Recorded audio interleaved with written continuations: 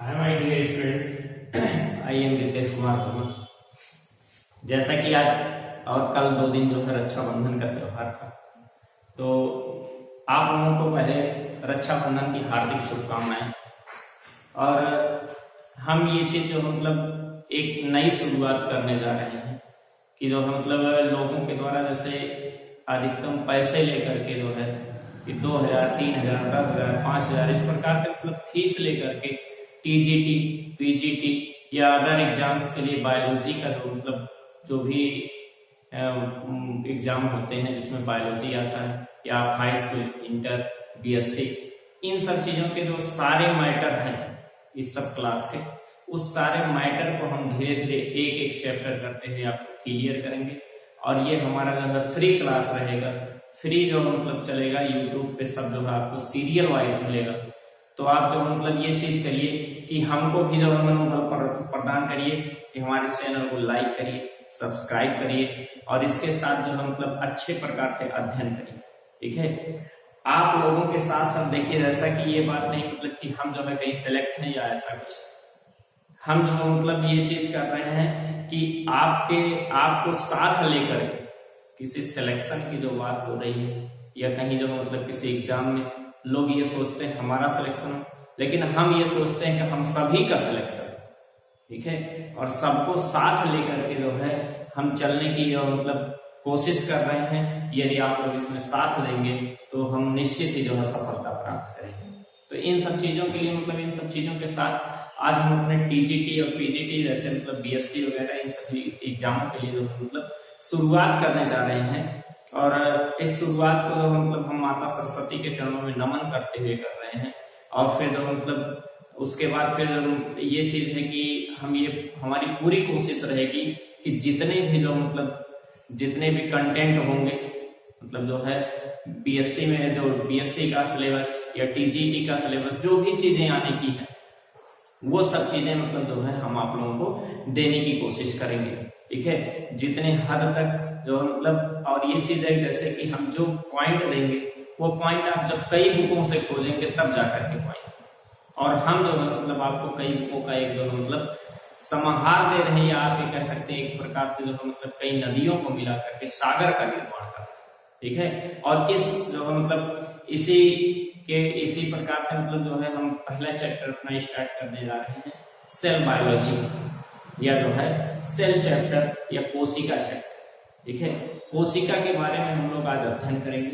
अध्ययन में जो मतलब शुरुआती में हम आप लोग से मतलब जो है थोड़ा सा कोशिका के बारे में इंट्रोडक्शन लेंगे, इन सब चीजों के बारे में मतलब जो है जानकारी प्राप्त करेंगे और इसका थोड़ा सा क्लासिफिकेशन हम देखेंगे जो कि बोर्ड पे आपका पीछे लिखा गया है। ठीक है, अब ये चीज मतलब जो है जैसे आप वीडियो देखते समय कहीं लिख करके पढ़ाते याद नहीं, ऐसी बात नहीं होता। ये जो मतलब हम इसको लिख करके ना पढ़ाएं तो इतना टाइम लगेगा लिख करके पढ़ाने में, बहुत अधिक टाइम लगेगा। और ये भी बात है कि मतलब कुछ पॉइंट जो है मतलब आगे और पीछे हो सकते हैं। इस प्रकार से सीरियल वाइज जो है मतलब बनाने के लिए इसको जो है कुछ ना कुछ टॉपिक जो है नोट करना पड़ता है। ठीक है, तो इसलिए हम लिख करके, और दूसरी चीज ये है कि यदि आप ये देखेंगे कि नहीं जो मतलब वीडियो अच्छा जो है मतलब आपका डिजिटल बोर्ड पर ही होता है, तो ऐसी बात नहीं।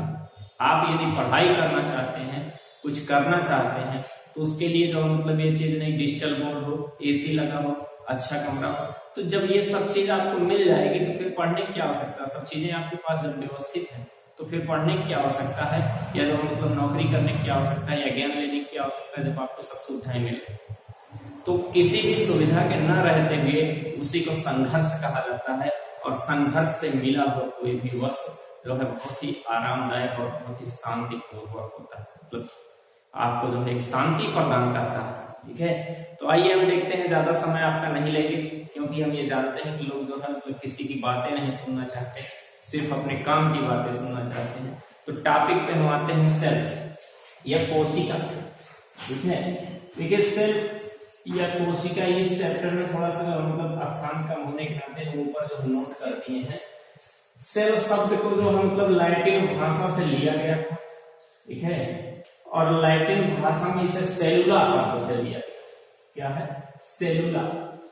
ठीक है, सेलुला शब्द से लिया गया जिसका अर्थ होता है ए स्मॉल कंपोनेंट ठीक है। ये स्मॉल कंपोनेंट का मतलब एक छोटा भाग, ठीक है, उसी को जो है सेल कहा जाता है। सेल का अध्ययन जो किया जाता है वो साइटोलॉजी में किया जाता है। सेल का अध्ययन कहाँ किया जाता है? साइटोलॉजी के अंतर्गत या सेल बायोलॉजी, ठीक है। सेल का अध्ययन जो है सेल बायोलॉजी या कोशिका विज्ञान जिसे कहते हैं, कोशिका विज्ञान के अंतर्गत हम करते हैं, ठीक है। सेल की खोज 1665 ईस्वी में, ठीक है, 1665 ईस्वी में रॉबर्ट हुक नामक साइंटिस्ट के द्वारा किया गया, ठीक है। सेल की खोज जो है 1665 ईस्वी में रॉबर्ट हुक नामक साइंटिस्ट के द्वारा किया गया था। इन्होंने इसकी खोज की और खोज करने के बाद जो इसे लिखा है, उनके पुस्तक का नाम, मतलब जिस पुस्तक में लिखा उसका नाम माइक्रोग्राफी।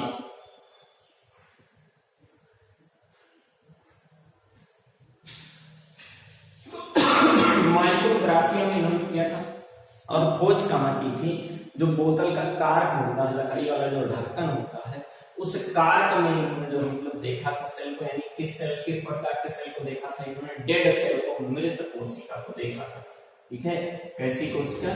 मृत कोशिका देखी थी, इनके द्वारा देखी गई थी सबसे पहले, तो 1665 ईस्वी में देखा गया। उसके बाद फिर 1674 ईस्वी में क्या हुआ? एंटोनी वान लीवेनहॉक, यह जो है शॉर्ट फॉर्म में लीवेनहॉक कहा जाता है। तो लीवेनहॉक के द्वारा मतलब सबसे पहले लिविंग सेल, जीवित कोशिका, या आप ये कह सकते हैं मतलब वर्षा के जल से, ठीक है, वर्षा के जल से जो है बैक्टीरिया देखा गया, ठीक है। और उस बैक्टीरिया को मतलब देखा गया सबसे पहले उनके द्वारा बनाए गए माइक्रोस्कोप के द्वारा। इस प्रकार से हम ये कह सकते हैं कि सबसे पहले जीवित कोशिका किसने देखी थी? लीवेनहॉक ने। और डेड कोशिका किसने देखी थी? मतलब जो है सबसे पहले कोशिका रॉबर्ट हुक नामक साइंटिस्ट के द्वारा। तो इस प्रकार से मतलब जो है इसकी खोज हुई और रॉबर्ट हुक ने ही इसे सेल शब्द दिया, जो लैटिन भाषा के सेलुलर शब्द से था, जिसका अर्थ है ए स्मॉल कंपोनेंट। तो सेल शब्द जो है रॉबर्ट हुक के द्वारा ही दिया गया था। उसके बाद फिर 1824 ईस्वी, ठीक है, दो साइंटिस्ट आए, एक स्लाइडन और दूसरे स्वान, ठीक है। तो स्लाइडन जो थे ये बॉटनिस्ट थे, क्या थे? बॉटनिस्ट थे। और स्वान नामक साइंटिस्ट जो थे वो जूलॉजिस्ट थे।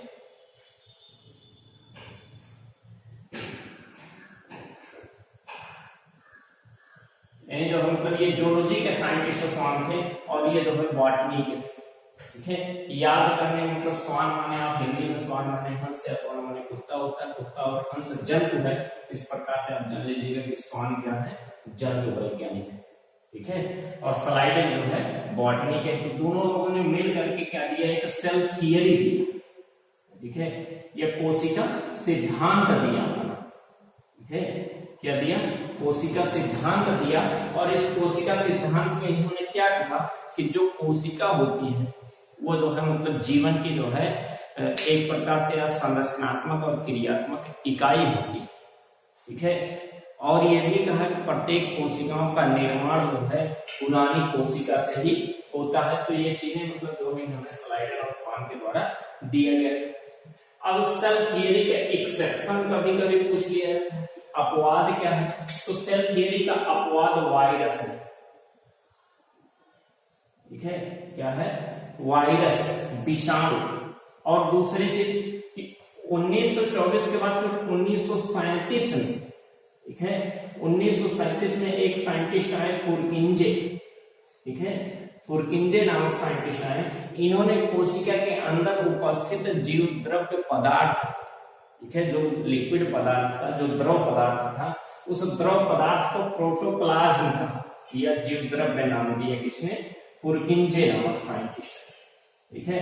तो इस प्रकार से जो मतलब आप डेट वाइज भी आपका क्लियर हो जाएगा कि 1665 में खोज हुई, फिर 1674 में जीवित कोशिका मिली, फिर 1824 में जो कोशिका सिद्धांत दिया गया, फिर 1837 में जो मतलब उस कोशिका के अंदर द्रव पदार्थ को प्रोटोप्लाज्म कहा गया, ठीक है। और एक रुडॉल्फ विर्चोव नामक साइंटिस्ट थे, या जिन्हें विर्चोव कहा जाता है, रुडॉल्फ विर्चोव या विर्चोव नामक साइंटिस्ट थे।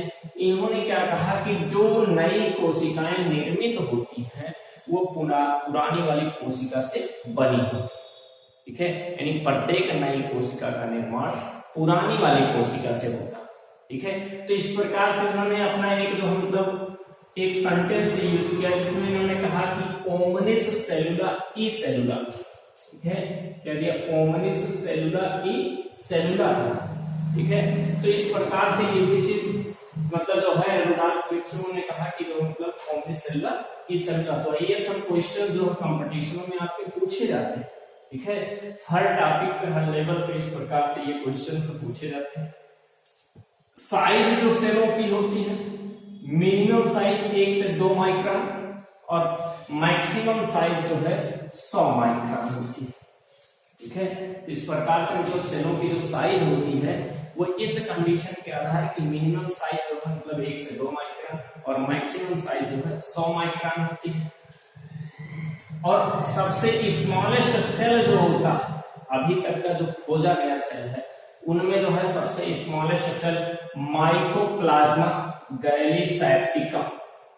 ठीक है, क्या है?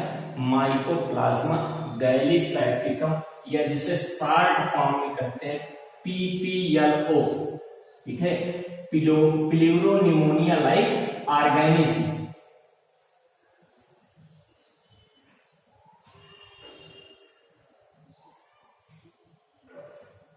लाइक ऑर्गेनिज्म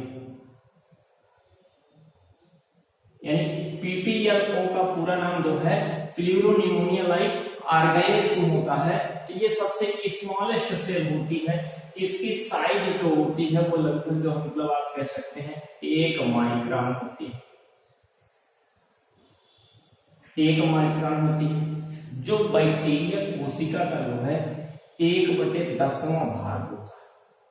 ठीक है, जब मतलब 1/10वां भाग ही बैक्टीरिया सेल से भी बहुत छोटा होता है। तो इस प्रकार से सबसे छोटी कोशिका हमारी क्या है? माइकोप्लाज्मा गैलीसैप्टिकम या PPLO या प्लूरोनिमोनिया लाइक ऑर्गेनिज्म। ठीक है, और दूसरी सेल जो है लार्जेस्ट सेल की अगर बात की जाए तो लार्जेस्ट सेल ऑस्ट्रिच एग या शुतुरमुर्ग का अंडा होता है। तो शुतुरमुर्ग का जो अंडा होता है उसकी साइज जो होती है 170 मिलीमीटर।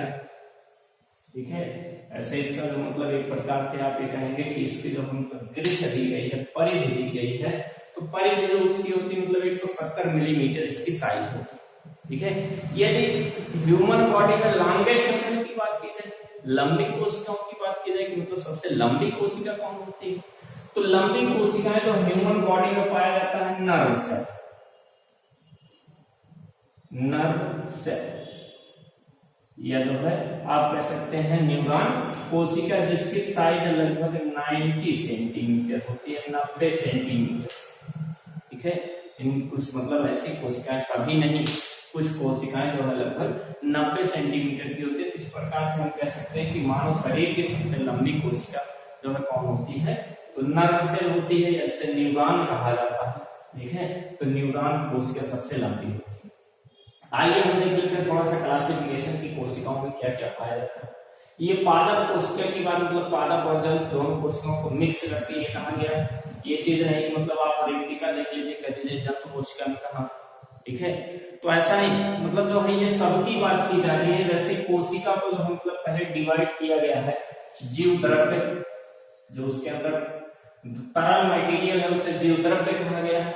जो उसके अंदर कुछ खाली स्थान है जिसके अंदर सेल साइक होता है। ठीक है, यानी जो मतलब कोशिका का जो भी एक्स्ट्रा मटेरियल होता है वो या फिर जो कलर्ड मटेरियल होता है वो सब कहाँ रख दिया जाता है? रेक्टिका में। एक उसके पास खाली स्थान है, या जैसे हम घर में एक कबाड़ रूम बनाते हैं उस प्रकार से वो समझ लीजिए एक कबाड़ रूम बना करके रखा हुआ है जिसके अंदर वो सब कुछ रखता है। ठीक है, तो सेल साइक जो होता है वो कोशिका रस जो होते हैं वो सब चीजें मतलब एक्सेस अमाउंट में वाटर और अदर प्रोटीन्स, एक्सक्रीटरी मटेरियल्स, ये सब जो मतलब कहाँ रेक्टिका में स्टोर किए जाते हैं। ठीक है, और कोशिका के प्लांट कोशिका में जैसा कि आप पादप कोशिका में जानते हैं कोशिका भित्ति पाया जाता है। तो कोशिका भित्ति जो है यह सेल वॉल भी होता है, यानी सेल वॉल सेल मेम्ब्रेन को आप हटा दीजिए तो हमारा क्या बचेगा? प्रोटोप्लाज्म प्लाज्मा, ठीक है। यानी सेल मेम्ब्रेन के बाद वाला लिक्विड और न्यूक्लियर मेम्ब्रेन के अंदर का लिक्विड मिला करके क्या कहलाता है, प्रोटोप्लाज्म या जीव द्रव्य। अब यदि जो मतलब जीव द्रव्य से केंद्रक को हटा दीजिए, ठीक है, यदि केंद्रक को हम जो मतलब जैसे जीव द्रव्य में दो भाग पाए जाते हैं, एक केंद्रक होता है, दूसरा कोशिका द्रव्य होता है। तो यदि केंद्रक को हटा दिया जाए, न्यूक्लियस को हटा दिया जाए, तो क्या बचेगा, कोशिका द्रव्य। यानी केंद्रक मेम्ब्रेन से और सेल मेम्ब्रेन के बीच जो मटेरियल होता है, जैसे ये कोशिका है, कोशिका का ये केंद्रक है, यानी यहां से लेकर के यहां तक का जो पूरा मटेरियल ये पाया जा रहा है, ये कहलाएगा साइटोप्लाज्म। और जो न्यूक्लियस के अंदर है, ये कहलाएगा जो न्यूक्लियोप्लाज्म। और जो है उसके बाद मतलब जो है, और दोनों को अगर मिला दिया जाए, न्यूक्लियोप्लाज्म और जो है cytoplasm is equal to protoplasm, ठीक है। तो ये सब चीजें जो मतलब अधिकतम बच्चों को कंफ्यूजन होता है कि कौन प्रोटोप्लाज्म है, कौन साइटोप्लाज्म है, क्या मतलब जो है ये चीजें नहीं, लोग पढ़ते रहते हैं कहीं हाँ साइटोप्लाज्म यूज कर रहे हैं या प्रोटोप्लाज्म यूज कर रहे हैं, लेकिन अगर मीनिंग पूछिए तो उस मीनिंग में जो कंफ्यूज हो जाए, ठीक है। तो इस प्रकार से ये चीजें आपको मिल रहा है। फिर केंद्रक में देखिए क्या पाया जाता है, केंद्रक का ये न्यूक्लियर मेम्ब्रेन पाए जाते हैं, ठीक है। न्यूक्लियस के चारों तरफ जो घिरी हुई झिल्ली होती है, डबल मेम्ब्रेनस लेयर होता है, न्यूक्लियोप्लाज्म का न्यूक्लियर मेम्ब्रेन कहलाता है, ठीक है। उसके अंदर उपस्थित जो लिक्विड मटेरियल होते हैं उसे केंद्रक द्रव्य या जो है न्यूक्लियोप्लाज्म कहा जाता है। और कुछ जो मतलब सेल के कोशिका के न्यूक्लियस के अंदर कुछ नेट लाइक, ऐसे नेट लाइक स्ट्रक्चर बने होते हैं, ठीक है। उस नेट लाइक स्ट्रक्चर को क्रोमैटिन जाल कहा जाता है या क्रोमैटिन नेटवर्क कहा जाता है, ठीक है। तो इस प्रकार से क्रोमैटिन नेटवर्क, क्रोमैटिन जाल, ये सब चीजें जो है मतलब इस प्रकार से बनी हुई है।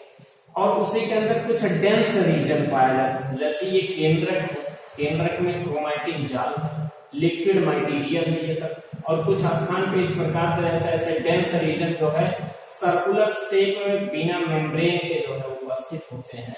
इसी को जो है कहा जाता है केंद्रिका या न्यूक्लियोलस कहा जाता है, ठीक है, जिसमें प्रोटीन और राइबोसोम जो है उपस्थित होते हैं। यानी इसे जो है एक प्रकार से राइबोसोम की फैक्ट्री भी कही जाती है।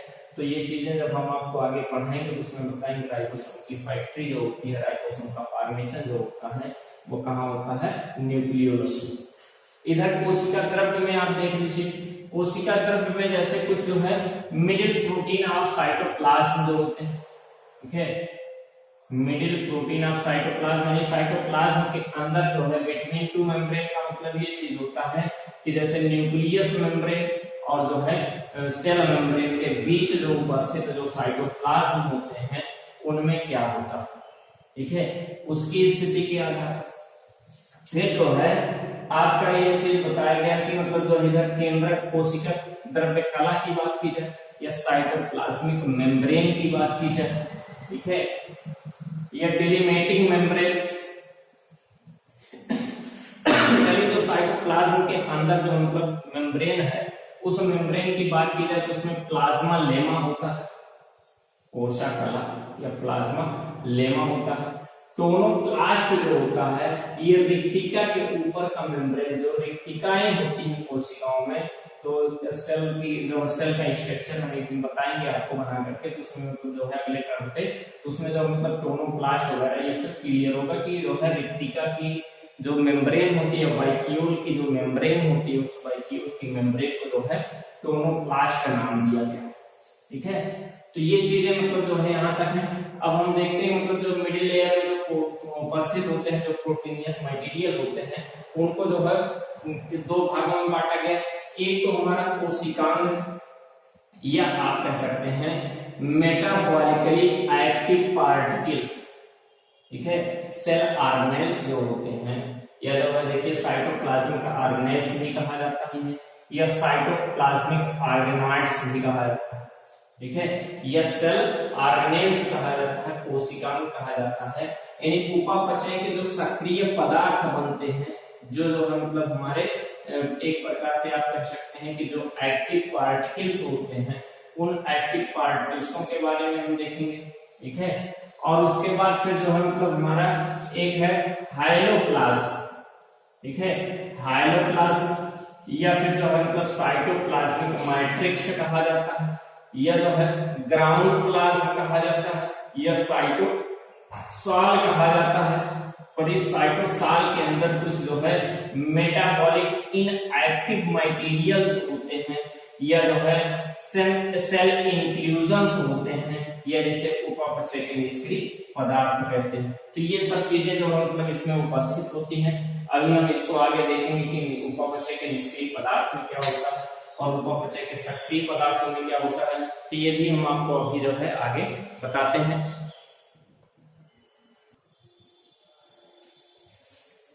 जैसा कि हम आप लोगों को बता रहे थे कि मिडिल प्रोटीन ऑफ जो है साइटोप्लाज्मिक मेम्ब्रेन में जो पाया जाता है उसके मध्य में, उन चीजों के बारे में जो मतलब हम उसे जो है दो पार्ट में डिवाइड करके वहां पे आपको बताया था कि मेटाबॉलिक एक्टिव मटेरियल या एक्टिव पार्टिकल्स या मेटाबॉलिक इनएक्टिव पार्टिकल्स, ठीक है।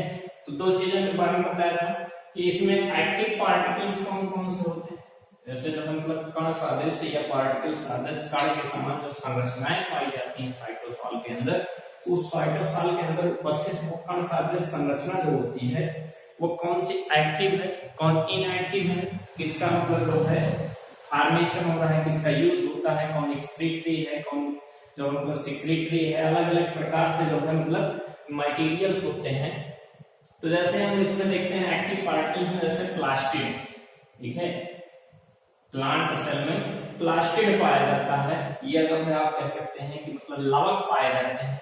अब लवक तीन प्रकार के होते हैं, ल्यूकोप्लास्ट, इससे जो है अवर्णी लवक कहते हैं, रंगहीन लवक, क्लोरोप्लास्ट, ठीक है, जिसे हरित लवक कहा जाता है, फिर क्रोमोप्लास्ट, जिसे जो है मतलब हम वर्णी लवक कहते हैं, रंगीन लवक, यानी ये जो मतलब पौधों को रंग प्रदान करते हैं, ये जो हम मतलब पौधों में फूड मटेरियल को स्टोर करने का काम करते हैं, ये जो है फोटोसिंथेसिस या प्रकाश संश्लेषण का काम करते हैं।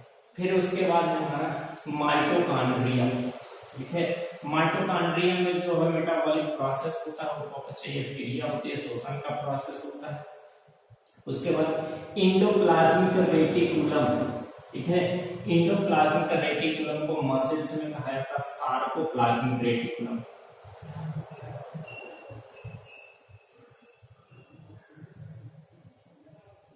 सार्कोप्लाज्मिक रेटिकुलम, ठीक है, तो ये मसल्स में कहा जाता है, सार्कोप्लाज्मिक रेटिकुलम कहा जाता है। तो इस प्रकार से जो मतलब इंडोप्लाज्मिक रेटिकुलम या शॉर्ट फॉर्म में ईआर कहा जाता है, ईआर। राइबोसोम्स प्रोटीन फॉर्मेशन में हेल्प करता है, इसे जो है फैक्ट्री ऑफ प्रोटीन कहा जाता है, ठीक है। फिर ग्लाइको कॉम्प्लेक्स, ठीक है, ग्लाइको कॉम्प्लेक्स भी जो मतलब सेल में फिजियोलॉजिक प्रोसेस में वर्क करता है। सेंट्रोसोम्स, सेंट्रोसोम या जो है तारककार या सेल सेंट्रम कहा जाता है इसे, ठीक है।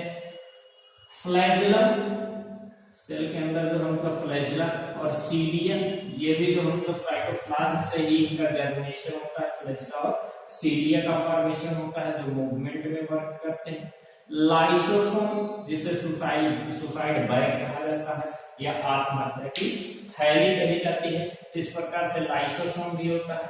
कुछ स्पीरोसोम्स होते हैं, स्पीरोसोम्स होते हैं, ठीक है, लोमासोम्स होते हैं, ठीक है, और माइक्रोबॉडीज जो होती हैं, इस माइक्रोबॉडीज में दो हैं आपका, ग्लाइऑक्सिसोम और जो है पेरोक्सिसोम, ठीक है।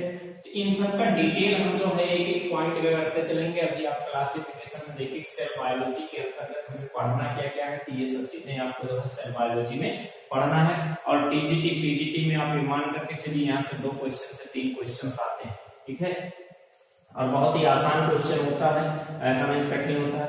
अब हम देखते हैं कि मतलब जो है मेटाबॉलिक इनएक्टिव मटेरियल, इनएक्टिव का मतलब ये चीज होता है कि इनका जो मतलब हमारे बॉडी में डायरेक्टली रूप से वर्क नहीं होता, ये जो है इनएक्टिव स्टेज में पड़े होते हैं। कुछ तो इसमें उत्सर्जित करने वाले पदार्थ होते हैं, कुछ जो है स्रावित होने वाले पदार्थ होते हैं, और कुछ जो होते हैं वो हमारे बॉडी के स्ट्रक्चर में फॉर्मेशन करते हैं, जैसे रिजर्व प्रोडक्ट पहला, ठीक है। रिजर्व का मतलब संग्रहित यानी संग्रह किया गया पदार्थ, जिसमें आपका कार्बोहाइड्रेट, ठीक है। अब कार्बोहाइड्रेट 3 प्रकार के हो सकते हैं, ठीक है। 3 प्रकार में पहला मोनोसैकेराइड्स होते हैं, ठीक है, और दूसरा डाइसैकेराइड्स होते हैं, और तीसरा पॉलीसैकेराइड्स होते हैं। इन तीनों को मिला करके शुगर कहा जाता है, ठीक है। तीनों को क्या कहा जाता है? शुगर या शर्करा कही जाती है।